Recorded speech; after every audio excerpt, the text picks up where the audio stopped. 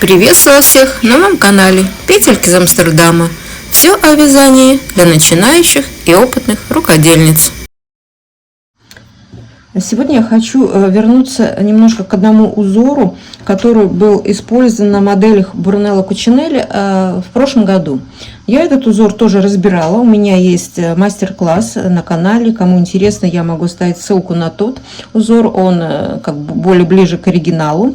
Сегодня я хочу показать немножко видоизмененный узор, изменений очень мало, но почему я хочу это сделать? Во-первых, потому что я начала новый проект, как я обещала, я буду вязать для своих девчонок. И вот одно из изделий я уже начала. Я не буду раскрывать сейчас все свои секреты, что я придумала, даже хотя бы потому, что я сама не знаю, чем это все закончится, да?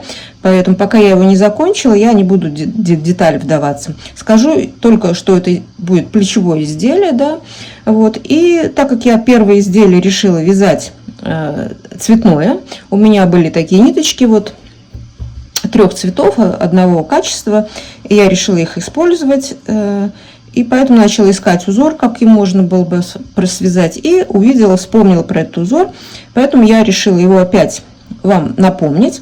И напомню еще хотя бы потому, что во время мастер-класса, когда я буду вязать вот это изделие, буду показывать, я не буду детально останавливаться на рисунке. Вот сейчас я его уже покажу, и кто захочет, вот может уже начать потренироваться, как его вязать, подобрать нитки похожие, подобные, чтобы подошло к этому процессу, да, и не будем потом уже тратить время на рисунок.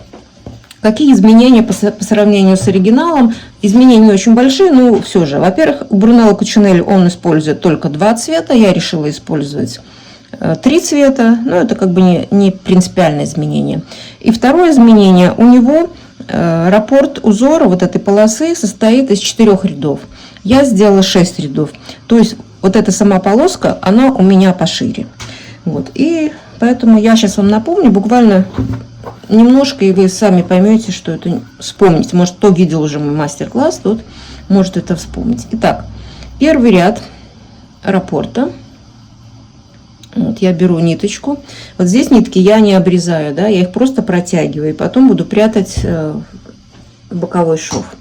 Итак, значит, мой первый ряд этого раппорта вяжется лицевыми петлями. Это по кругу, да, ну и по оборотным вязаниям, естественно, тоже, да. Значит, первый ряд вяжется все лицевыми. Второй ряд я разворачиваюсь, так как я буду вязать поворотным вязанием мое изделие, да, я разворачиваюсь. Второй ряд я вяжу с изнанки. Значит, еще забыла вам сказать, что количество петель должно быть кратное 2 обязательно.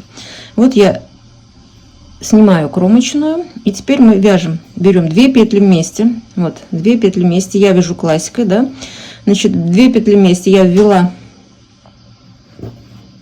спицу в 2 петельки, захватываю нитку раз, прихватываю ее пальчиком, да, второй раз и вытаскиваю сюда. Вот я связала 1 петельку, 2 петли вместе, опять берем 2 вместе, раз обхватываем нитку, второй раз обхватываем, и только потом мы вытаскиваем. Что-то у меня не пошло. Ну, так как я вяжу здесь, видите, 2 нитками, надо очень внимательно, чтобы все нитки попали. Опять, значит, я беру 2 ниточки, 2 петельки, раз обхватываю, 2 обхватываю и вытаскиваю. Все, еще 1 петля провязалась.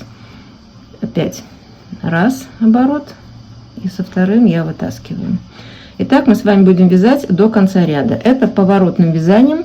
Со стороны изнанки мы вяжем лицевыми петлями таким образом. Кто вяжет по кругу, будет вязать с лица, и тогда надо делать будет вот так вот, вводить петлю в 2 изнаночные, то есть 2 петли с этой стороны, и провязывать вот так оборот, и провязывать их изнаночной петлей. Но это для тех, кто будет вязать по кругу. Мы же будем продолжать с изнаночной стороны второй ряд вязать лицевыми петлями.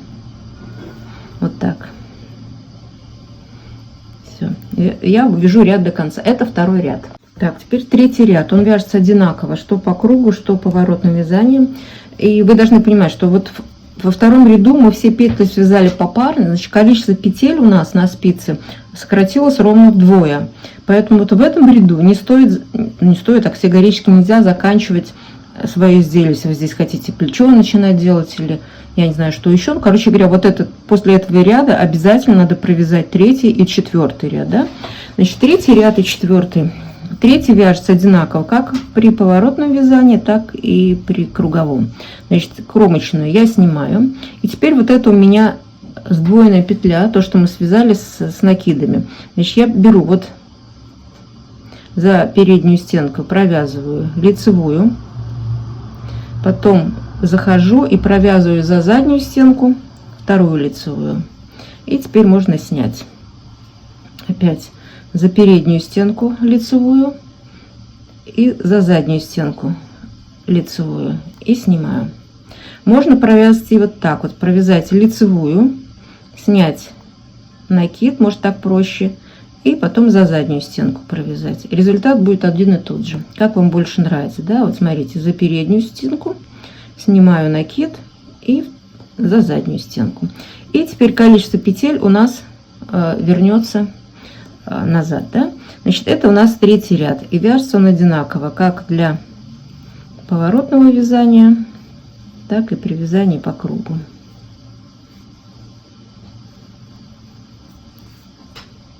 Вот, третий ряд я довязала. Теперь, значит, осталось нам еще 3 ряда в раппорте. Значит, при вязании поворотным вязанием, значит, четвертый ряд вяжется изнаночными, пятый лицевыми, шестой изнаночными. При вязании по кругу сейчас мы вяжем еще 3 ряда просто лицевыми. И у вас получится вот эта моя полосочка одного цвета.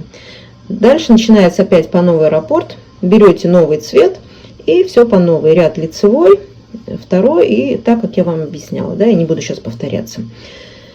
Вот это все, что я хотела вам показать. Да? Значит, вот этот мой новый проект. Кому нравится, пожалуйста, подбирайте ниточки, тренируйтесь вязать узор. И мы с вами встретимся на мастер-классе. А на сегодня все. Пока-пока. С вами была Светлана.